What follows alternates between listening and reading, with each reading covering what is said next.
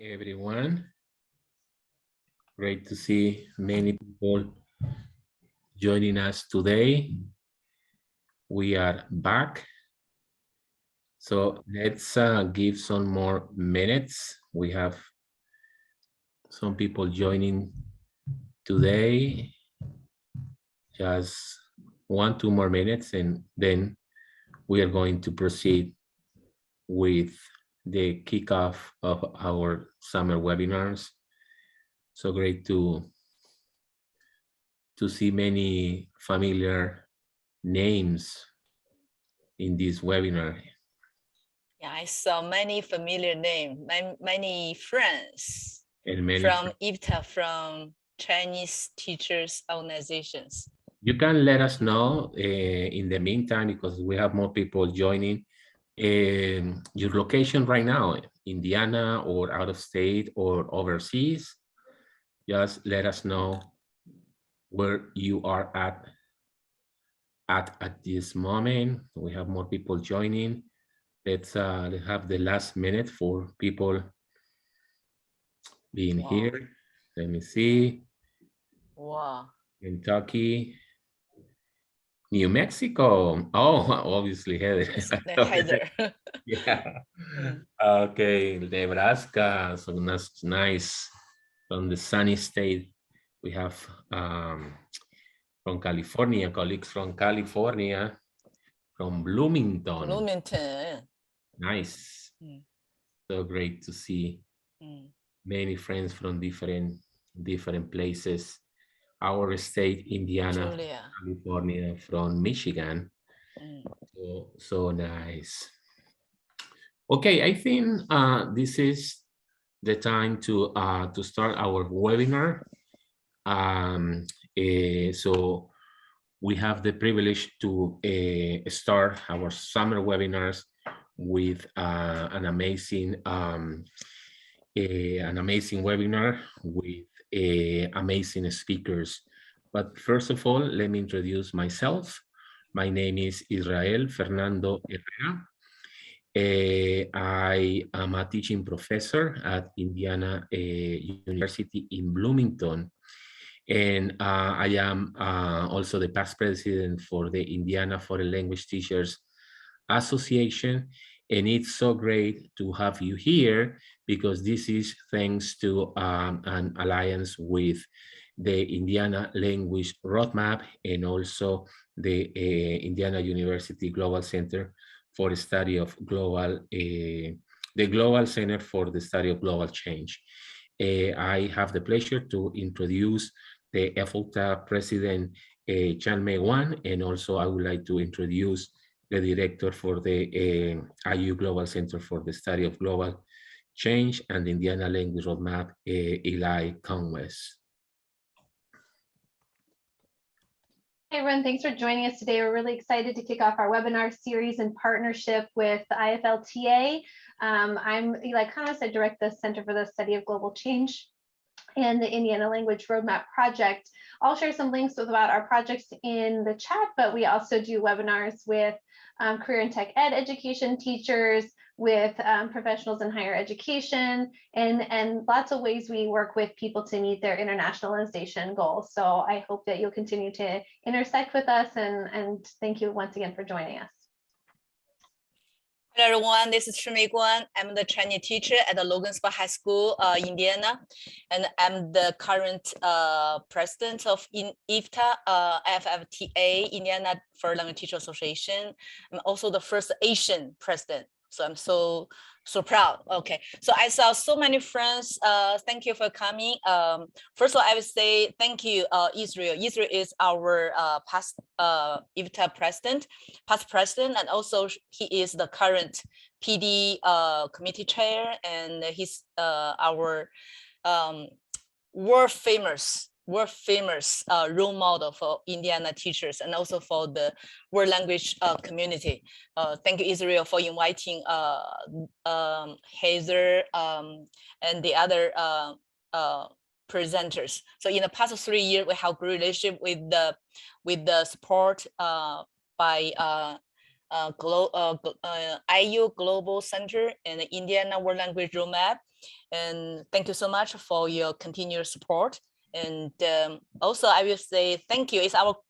We are so thrilled to have Heather and her team, Julia and Amir, to give us this presentation. I love this team. I love this topic. It's great.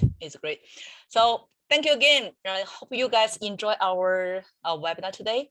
Thank you.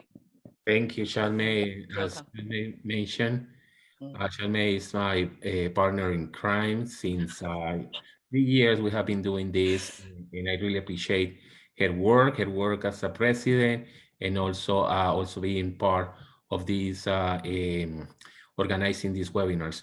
By the way, and just as an announcement, in July, by the end of July, we are going to have our second webinar. In someone who you requested, someone that is very renowned nationally, Akash Patel, has accepted to join our summer series, and we will be sending information, the flyer, all the information regarding this.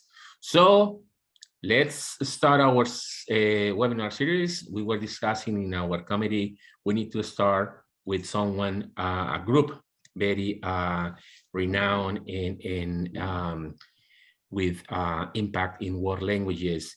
And you know that we have in NACFO a teacher who has achieved and fulfill all these characteristics about being the National Language Teacher of the Year. And it's an honor and pleasure to present the 22 actual National World Language Teacher of the Year, Heather Switzer, and her team from the University of New Mexico. As Shalmei mentioned, Dr. Julia So and also Dr. Amir Hedayati, they will be leading this webinar. And about Heather, well, the most important, or I would say a great achievement, is this recognition as being our world language teacher for 22, going to different places, promoting the teaching and learning of world languages with ACTFL, and also giving us the opportunity. We really appreciate. That was a very fast answer when I requested her. Sometimes it's very difficult. We know that the teachers of the year, they are very busy, and she said, yes, obviously I can do this with my team, and we felt very glad to read that. Heather is a senior lecturer at the University of New Mexico. She's an Arabic instructor. She was the recipient for the Teacher of the Year at the Southwest Conference on Language Teaching, and she holds a master's in Arabic, and also she was summa cum laude in Arabic, Islamic Studies and International Studies from the Ohio State University. So Heather, thank you on behalf of EFLTA and the Indiana Language Roadmap and the IU Global Center for the Study of Global Change for accepting this, as well Dr. Julia So and as well Dr. Amir Hedayati. Thank you so much. I'd really like to thank Indiana Foreign Language Teaching Teachers Association, or IFLTA today, as well as Indiana Language Roadmap, really for this wonderful opportunity. We've given this webinar a lot, my colleagues and I, and I'm really excited to bring this to a larger audience today. It's really important. I'd like to mention just that stereotypes exist everywhere. We've all heard about them, really. And so, but I think sometimes as second language teachers, we tend to uphold stereotypes in ways that are not always clear. I was not aware of this myself, even though I thought, in my hubris, I knew everything there was to know about stereotyping. No, it wasn't until I started working with Dr. Julia So and Dr. Amir Hedayati some years ago. We were part of the faculty fellow for the Race and Social Justice Community of Practice at the University of New Mexico, and that's how we all know each other. We continued this work though together long after the grant ended because if I may speak for others, we all think this kind of training and discussion and ongoing discussion and collaboration is just absolutely vital for an inclusive classroom experience for everybody, not just for our students, but for ourselves as well. So I'd like to introduce a little bit more detail the people I'm working with and just have an amazing pleasure to work with because I was really one of those persons who upheld stereotypes without realizing it in many ways before I met my colleagues.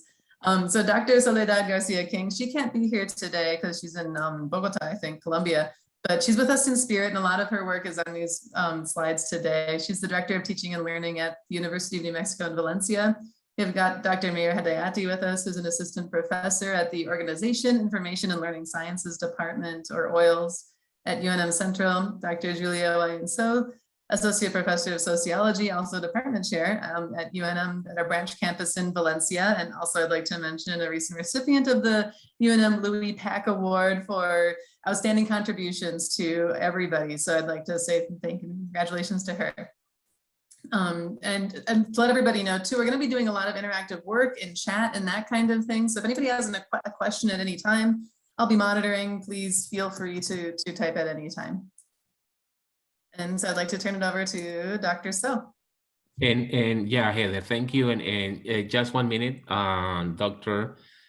So just for the audience, for you to know that we are recording, but this is only for the website that we have with EFLTA, and also for the website for the IU Global Center for the Study of Global Change, just for you to let you know. I don't know, Eli, if you want to add something about this. Yes, I just mentioned briefly in the chat, although we'll be posting the presentation component on our websites, all components of breakout rooms and chats will be kept private so that we can exchange ideas freely about this sensitive topic. So nothing you share in the chat will be shared later on. Nothing you share in the breakout space will be shared later on. So I want to encourage everyone to really engage with this topic, and only the presentation part will be shared later on. Thank you, Eli. So, Dr. So. Good afternoon, everyone. Thank you so much. I too want to thank Indiana Foreign Language Teacher Association and the Indiana Language Roadmap for giving us this opportunity to share our knowledge and our experiences. Next slide, please. Now, before I begin, I would like to express my intention to be respectful to our presenters as well as the participants. Stereotype, though commonly practiced, can be sensitive to many of us here and even emotional, especially when we are reminded of our own experiences. Additionally, some of the examples can be embarrassing to either side of the statement. So I would like to gently remind everyone that what is said in the next hour or so stay in the context of this presentation and is solely for the purpose of fostering a more inclusive learning environment. Therefore, I would like to respectfully ask everybody, if you agree to the statement of respect, please type agree in the chat, and I would appreciate the courtesy. Thank you so much.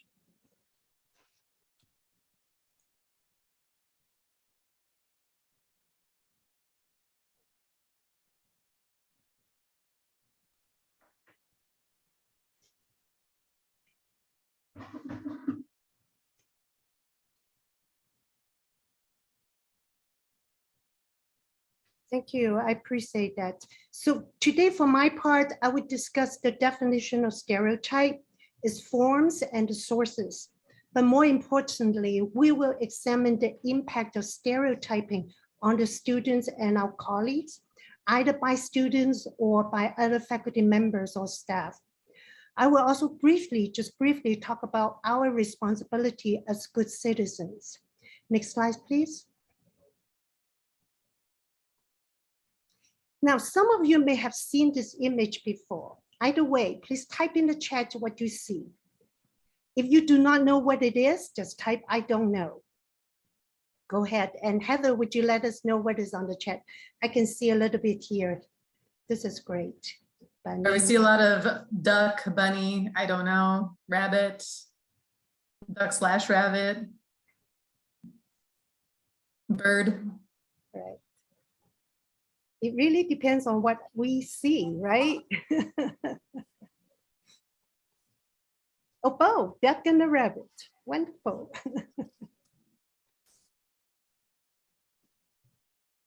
And dinosaur. That's a new one ahead. Great. Thank you, Heather, and thanks to everybody. Next slide, please. Now I want you to look at a different yet similar image and type in the chat what you see.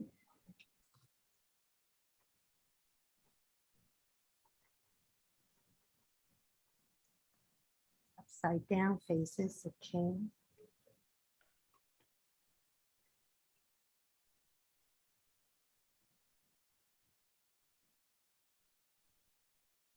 Yeah, see lots of faces, women and man, queen and king, somebody happy. Ah, someone's the same person.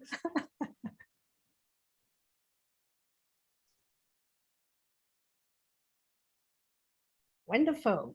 The image is the same, but it depends on how we see it. So my purpose of showing these images is to demonstrate a point.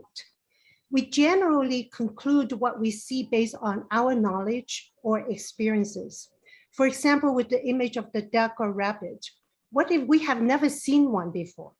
Neither a duck nor a rabbit. What are we going to do? We just have to say, I don't know. As for the image of the person, is it a woman, a man? We might want to think what led us to think is the queen or the king, instead of just a man or woman. And what are the characteristics of those social groups that we are familiar with? What knowledge do we have that led us to draw the conclusion that we type on the chat? After all, these are just images. If we make a mistake, I doubt anyone's feeling will be hurt. However, in real life, when we stereotype others, even if we meant well, or simply poke fun at others, the comments can be hurtful to other people and can be translated to microaggression. So these are unintended consequences. So let us start by defining what stereotype is. Next slide, please. So as you see, in general, it is an unfounded generalization of a particular social group. In another word, it is a belief. According to psychologist Gordon Allport, belief is one of the two essential elements in prejudice. The other element is attitude. So what we need to remind ourselves is that belief affects attitude and both lead to prejudice. Interestingly, we typically do not see ourselves being prejudicial. Unfortunately, we tend to stereotype others, whether consciously, subconsciously, or unconsciously. Now, another point I want to make is really sociologist Harold Garfinkel calls this mental activity indexing. He claims that we tend to put people into category that is based on our understanding of the group, whether the understanding is factual or not. We do that is because it will make it easier for us to interact with people that we meet. When we think of ourselves, think of us stereotyping a particular social group, we may want to ask ourselves, where did that come from? Is it a positive or negative one? Or were we socialized to believe in a stereotypical characteristic of that particular group? And that belief can be positive, negative. And also we want to think of where did that belief comes from? And this is what we're going to discuss. Next slide, please. So we have, next bullet, please. We have two forms of stereotype. First, let me address positive stereotyping. It's really a complimentary comment about one social group. So one example would be Black people are good at sports or Asians are good at math. So please type in the chat what stereotypical ideas you may have about one particular group. Like I said, this is a private space, so we can just express our opinions. I don't think there's any ramification if you do that. So hopefully you will share. French people think. Boys are better in bed than girls. Men are bad. Yeah. Japanese are polite. I lived in Japan for 6 years. I can attest to that. So thank you for sharing. So some of the comments you put in the chat are either positive or negative. And then maybe we want to really think about where do they come from? Okay. Now, on the other hand, next bullet, please, Heather. On the other hand, a negative stereotype is a demeaning comment about one particular group. For example, sometimes we hear people saying that women can't drive, or Asians are stoic, or maybe just today's students, they don't know how to write. So think about the negative stereotype now. Earlier, I asked for positive stereotype. Go ahead and type in the chat, and then we can share. It doesn't have to be your opinion or your stereotype, so maybe just things that you have heard over the years. Left-handers are evil. Students don't know grammar. Yeah. Young people can't pay attention. Those are really negative stereotypes. Teachers are mean. Oh my goodness. Older people are not good with technology. Thank you so much for sharing. Yes. Next slide, please. Now let's move on to look at the two sources of stereotyping. Many of us use the logic of deductive thinking, deductive reasoning, and inductive thinking, inductive reasoning to draw conclusions in our daily life. So essentially, deductive reasoning is using our belief to explain our conclusions, whereas inductive reasoning is reaching a conclusion using our personal experience or our own observations. Both reasoning can result in behaviors. Following such logic, we can see deductive stereotype come from our belief that has been socialized by our environment, such as our family, our schools, our peers, television, or even the internet. Whereas inductive stereotype originate from our personal experiences. So in deductive stereotype, we take a general scenario and narrow the focus into more specific, while deductive reasoning is the opposite. So when we stereotype, we basically, what we are doing is profiling a person with the assumption that they fit the mode or the profile of that particular group without thinking about the special characteristic of that person. Whether that characteristic, whether that mode was factual or not, that's what we do. So at the same time, we have also been ignoring the uniqueness of that particular individual that we are stereotyping. Say, for example, since 9/11, I have heard from many sources that 9/11 is done by Muslims. So our deductive reasoning would suggest that according to the media or whatever I have heard, Muslims are terrorists. So whenever I see a Muslim student, what comes up to my mind was, I suspect that student is potentially an Al-Qaeda operative, or maybe even worse, the student may be planning to blow up the classroom. It's in our head, so we really have to pay attention to what comes to our head. Or another scenario, similarly, if I sit on the Department Admission Committee, when discussing a particular applicant, I just make a comment. I suggest that we do not accept this person. I heard that people from this particular group, the cultures, they do not value education. So this can translate to the potential lack of family support. I'm afraid that these students may not even survive in our program.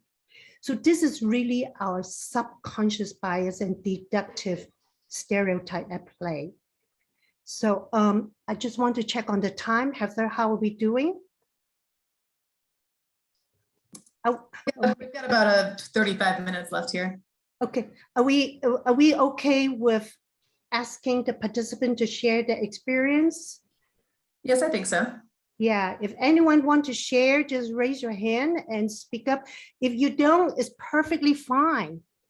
Yeah. Do we have anybody? Too, also. If not, then I'll just move on to talk about inductive reasoning. So let's look at inductive stereotyping. If you recall earlier, I said inductive reasoning is reaching a conclusion based on our observation or our own experiences. So for example, grouping dishonest students under one category, such as high school students tend to cheat. So that is stereotyping. Okay. Another common scenario can be a group of faculty members discussing students making up excuses while asking for assignment extension. And I may say that they always use family death as an excuse. They probably have maybe 5 or 6 grandparents that died this last semester. And then another person might even say, they do, I don't really want them in my class. Unfortunately, as instructors, if we think like that, not only have we neglected the profound impact of stereotyping on the victims, such as stereotype of microaggression, but also have forgotten the fundamental mission of our profession, which is nurturing students as a whole person. Now, before I go to the last topic, I believe I saw a chat by Heather saying that you have an example. Would you like to share? Yeah, so this goes both ways. So I was teaching in Oregon at the time, which I had a stereotype that everybody in Oregon is very laid back. So I didn't really clean out my classroom all the time like I should have, which I should have been doing anyways. But yeah, we were like practicing saying drinks and that kind of thing. What do you want to order? And somebody just left it on the floor. And in the next class, somebody saw the Arabic and assumed it's like some kind of a bomb threat. So they went so far as to call campus police and like evacuate. Oh, no. So multiple failures, I think, across levels there that happened. This is so sad. Yeah. So let me conclude this with the stereotype and stereotype promise. So the term stereotype threat is coined by Claude Steele and Joshua Aronson back in 1995 to describe the anxiety or psychological threat that students or any member of any particular group that are being negatively perceived. So it explains how negative assumption about certain group can undercut the performance, particularly of our students. Steele and Aronson have also demonstrated that such anxiety can significantly undermine the standardized test performance of women as well as African Americans. They also have used stereotype threat to explain why high achieving African American students sometimes struggle when they get to college, or why talented women may underperform in STEM fields. When this happens, not only it is tragic for the students, but also unfortunate for the institution that the students enroll in. Now, let me turn to stereotype promise. It is a less well-known term coined by Jennifer Lee at UC Irvine. It has the opposite effect of stereotype threats. So according to Lee, stereotype promise is the positive stereotype affecting the academic performance of the student in a way that fulfill their prophecy. Now, according to Lee's study, stereotype promise mostly affects students of Asian descent. Now you may think that, oh, then it's a good thing, right? Well, not quite, because stereotype promise has its own unintended negative consequences, which unfortunately we will not have time to cover today. So I know I'm not doing justice to delve more in depth into the concept of stereotype threat or stereotype promise. For now, we'll encourage everybody to refer to the references we have at the end of the presentation that you will have a copy of.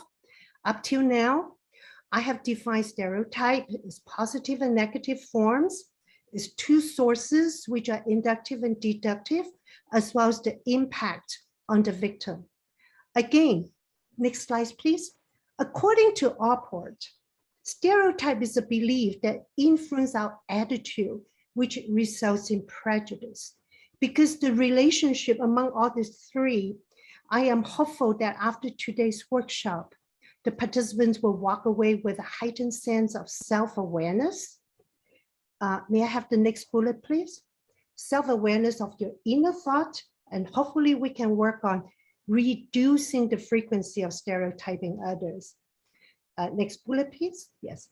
And for sure, one of us can be an ally for those who are being stereotyped. We can stand up for others and fight stereotyping together. So as I conclude my part, I would like to hand over the virtual podium to Professor Amir Hedayati. Thank you so much for the opportunity to share this space. Thank you, Heather, and thank you for also for being here.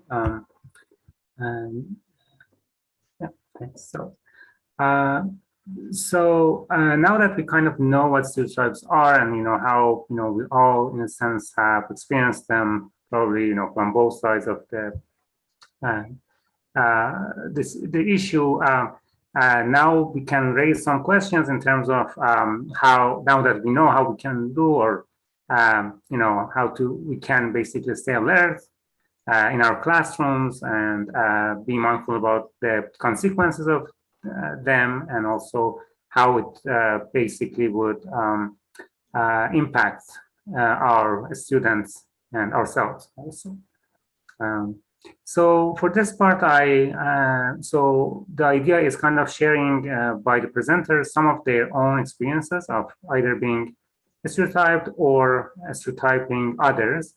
And some of us already have some examples, but we can again share more of those. And I can start with, so my experience as a graduate student, being here for the first semester of my graduate studies, and one of my first professors in the class asked me from my background, and when I was, when I told that I was a Middle Eastern, and he mentioned that I should be rich because Middle East countries usually have oil, and so that didn't make me feel so good, and it was not true at all for so it's kind of that was one experience that I can clearly, vividly still remember.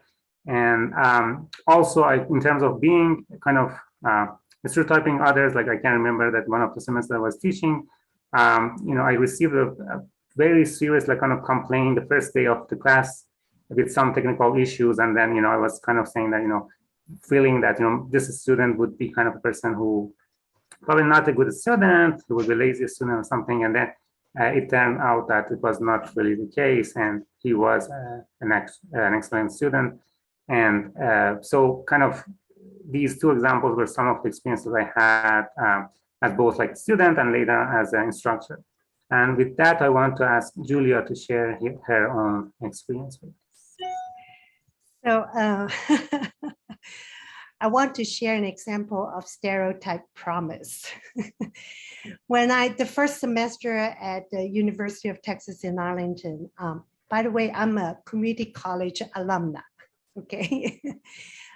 I took a course in juvenile delinquents, and the professor on the first day of class talked to me and saying that, by the way, I expect you to earn an A in this class.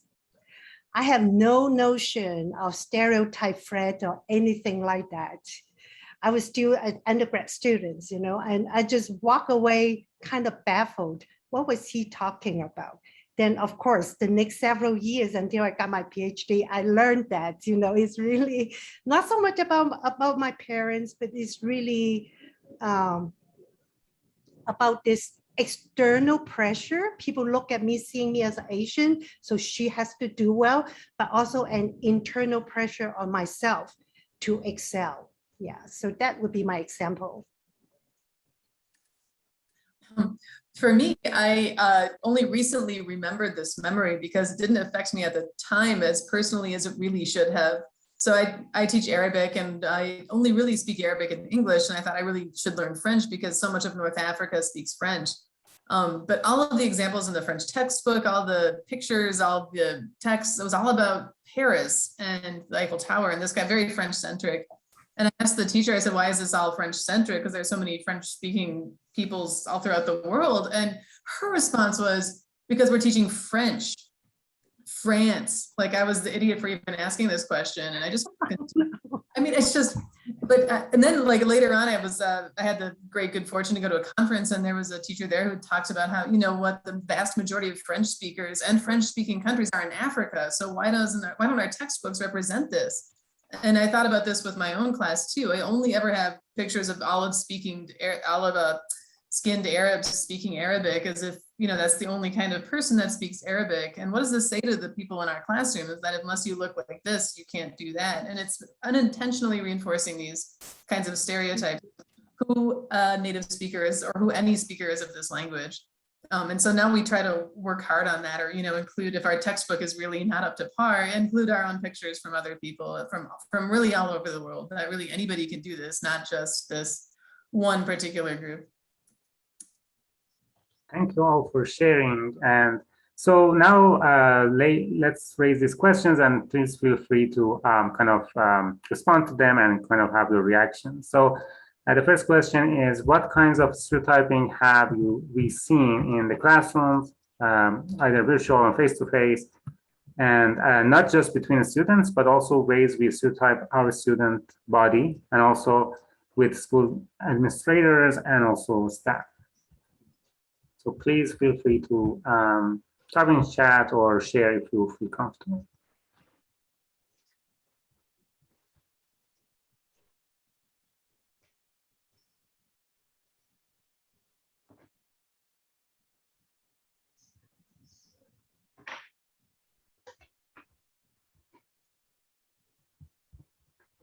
Thank you, that's a good point. So administrator who thinks anyone who speaks a language can teach it as long as they are native speakers.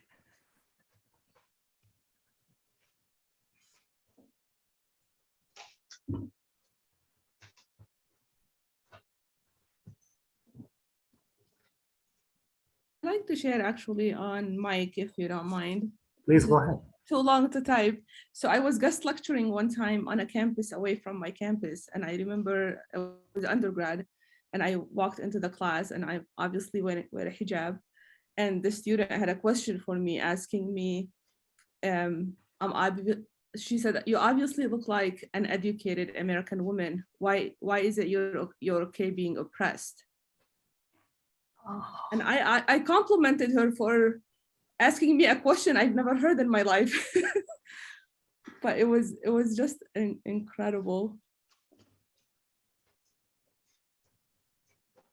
Thank you for sharing. That is a very common misperception. Yeah.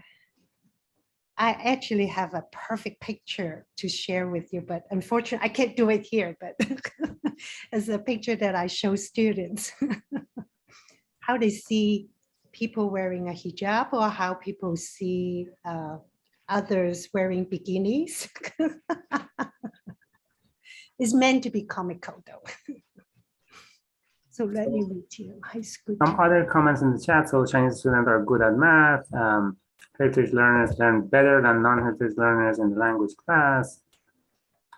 From the student about us, East Asian structures about being well, East Asian, all kind of well-prepared images, polite, quiet, bad with English, soft-spoken, kind, etc., especially for female instructors. My high school is stereotyped as violent and dangerous. Our students may come from a variety of backgrounds, but they are kind and generous. The issues on tattoos. East Asian stereotypes are, I feel, coming from most of the colleagues, administrators, staff at work. Thank you all for sharing.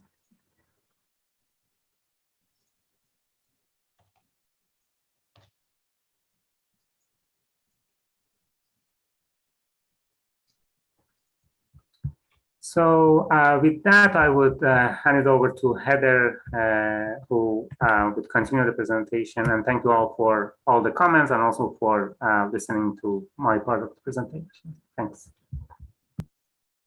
Yes, thank you so much. And we understand how hard it can be to share these stereotypes of things we've heard or things that have happened to us, but also sometimes things we've done to other people, and this is how we learn. So I can't remember who was on our team who told me you should look back sometimes in things you've done in the past with a little bit of regret and shame, because that's proof that you're growing as a person. So I think of these kinds of things whenever I look back, and just want to apologize to every student I've ever met in my life. The ways I taught Arabic 15 years ago, it's different today. So this is the next question here. I mean, basically how to intervene. It's great that we know what stereotypes are. It's great that we know now how maybe we've observed them in our own classrooms or in our lives on a number of levels. But then what? Sometimes I think that a lot of these kinds of diversity, equity, and inclusion type of training doesn't really show us what to do next, because it can be very hard to stand up. So what we're going to do next, to give everybody sort of a breakdown, I'm going to show a video on observed stereotypes, and then we're going to put everybody into breakout rooms to say, what would you do if you overheard this? Now, this situation we're going to be sharing is between two grad students, and I know a lot of us are K through 12 teachers, but the reason why we had a sort of grad student example is because we were filming it, and none of us can pass for high school students at this point in our lives. So I'm going to stop sharing so I can pull up the screen here. Just give me a moment, please. If you don't mind, and make sure nobody sees my messy desktop is my other intention with this. All right, so here I'll share the screen now. Watch a short video. We're not professional actors, by the way, so forgive us any. And now, by the way, in this video, I get to see our other contributor, Soledad. Hey, Soledad, I'm so happy that you're finally accepted into the program. Oh, thank you. Oh, you don't look like you are prepared, are you? I feel like I'm pretty qualified and prepared, yeah. Oh, okay, yeah. I don't know. I think maybe you were just accepted because of your last name. I really think I'm prepared for this. It's a little offensive that you would think that I'm, just accepted because of my last name. Oh, I'm sorry you feel that way. I think you're just too sensitive. I really do feel that I'm qualified for this. Well, okay. Well, now that you're in, well, let's study together then. Do you like the idea? Well, I'll think about that. Oh. Thank you to our contributors here, but we didn't make a video of somebody intervening, one possible way to intervene. There isn't just one right way, because every situation and individual is very unique. And also the video too, I sort of breezed in as, here comes your white savior, and that was an unintended consequence of the filming we did. That wasn't the intention, of course, but we do have to pay attention to these kinds of things. Our intention here is whatever you might have thought or said or discussed in your breakout room about what would you do, we've got some ideas for you here. So, and this all comes from how to speak up at school, how to respond to everyday prejudice, bias, and stereotypes. We didn't invent these topics so that everybody knows. The idea is that if you see something happening, if you see something, say something, in the sense that, interrupt, make that move. Don't think about it. Just stop and say, hello, I couldn't help but overhearing whatever it was that you heard, that you said, did I hear you right that she got in because of her name? Because step 2 is question. It's really important to question. What we thought we heard and what was actually going on can sometimes be two very different things. So Soledad has an example she uses where as a class for sociology, they were going around, I think, the city and recording instances where they heard people saying stereotypical things, racial things, prejudice, all of this. And they were eating lunch together and just sort of comparing notes. And somebody at a table next to them got very upset overhearing their conversation. And I think dumped a glass of water on somebody's head, or so, it really escalated quickly because he misunderstood what was happening. So for us, it's really, as if we want to intervene as interveners, and we should, and we have to question to make sure you really understood correctly. Did an echo too, did I hear you say this? And no, that's not what I said. Or what I meant was, and then we can clarify and educate. And that's the next step, and say, and again, education is really vague, but we really have to say this is hurtful. And one of the biggest, responses that I've received lately is, oh, people can't make jokes anymore. We've all heard this, I think. So the response, if you hear this too, is like, no, you shouldn't joke. Don't use this slur. Don't call that gay. Don't do that. This is not inclusive. People don't want to hear that. But what's helped to me is when I say, okay, if you can't help but make fun of other people, you know, they say when you punch down at people, you're hurting them, and that's just bullying. But when you punch up, it's satire. So if you really want to try to, you know, mock something, you know, take a look at our presidential policies. What don't you agree with there? Something like that. This is really important. And then step 4, echo. So this isn't really step 4. Sometimes echoing is step 1 too. And then good luck with your PhD. Echoing is sometimes it's not us as the interveners. As teachers in our classrooms, we do have a certain amount of power, and we should use that appropriately to intervene when we see it. But sometimes it's more powerful coming from another student. So sit back and listen to a conversation. If one student says, hey, that's gay, which is what happened, I'm using this example because this is what happened in my classroom. Another student stepped in and said, you don't say that. This is not appropriate. And I said, no, but it's a funny word. Like, doesn't matter if it's funny. This is an entire group of people who have been murdered for this. And then sometimes as a teacher, all you have to do is walk over and stand by the person who's standing up for themselves for others. Even that simple act of standing with somebody, that physicality can make a huge difference. And then especially too, if like sometimes for me, if I get caught up in the moment, like it's shocking, I can't believe they said that, or tried to talk their way out of it, really push yourself to get out of that freezing moment, you know, to say that was brave for what you did. Thank you. I agree completely. And I don't want to hear it again. Let's move on, or something along these lines. So again, interrupt, question, educate, and then echo, or again, echoing right away. Always stand by somebody, because again, the importance of just that physical presence, even if you're a diminutive person like I am, really, really makes a big difference. And this is for not just in our classrooms, but everywhere on the street, outside. Our students are watching us, whether we realize it or not, and we have to be good modelers for the next generation. Once again, I'd love to thank everybody who is here, and our participants, but also the Indiana Foreign Language Teaching Association, Indiana Language Roadmap, IU Global Center. Thank you so much. We have our emails up here because just because the webinar is pretty much over, out of respect for everybody's time here, doesn't mean we can't continue this conversation. And so we'd love to hear from really anybody. Thank you, everybody. Again, here's just a list of references.